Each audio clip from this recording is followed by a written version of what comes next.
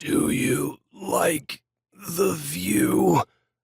My voice rang hoarse and morose. It's not that I expected an answer from anyone. Nothing but the beeping of the life support machine disturbed the deadly silence. "I'm out of time," I said, glancing at the metallic surface of the laboratory cabinet, which reflected my face, distorting it slightly.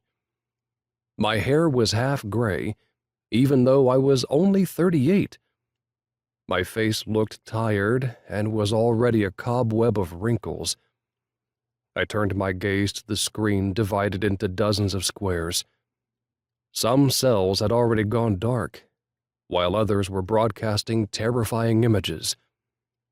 I was watching the final hours of humanity.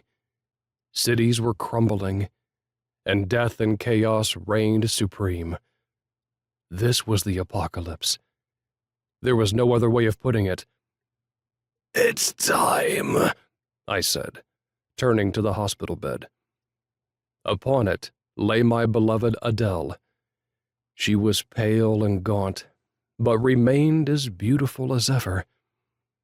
I reached out, but couldn't touch her face. My fingers met the glass barrier of the healing capsule. A pang shot through my chest. Breathing became difficult. I hadn't felt emotions this strong in a long while. Warning.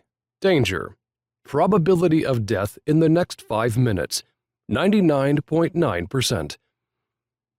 The floor trembled and I staggered.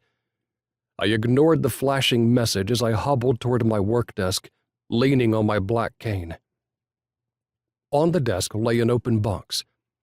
I carefully took out a fragment of crystal, inside which swirled a myriad multicolored vortices.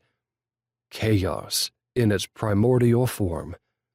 A fragment of the Big Bang itself, the birth of our universe. I closed my eyes, unwilling to look inside the crystal. It was too mesmerizing. "Our only chance," I muttered, swallowing hard. The floor shook even harder.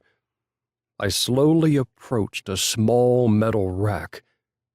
On it lay an unusual device, a square crystalline board glowing yellow from within. "Our only chance," I repeated. I looked at Adele one last time. The life support machine kept beeping. The lights in the lab flickered, and screams sounded from outside. Someone began pounding on the door. I forced myself to lift my hand and smashed the crystal over the surface of the board. Whatever would be, would be.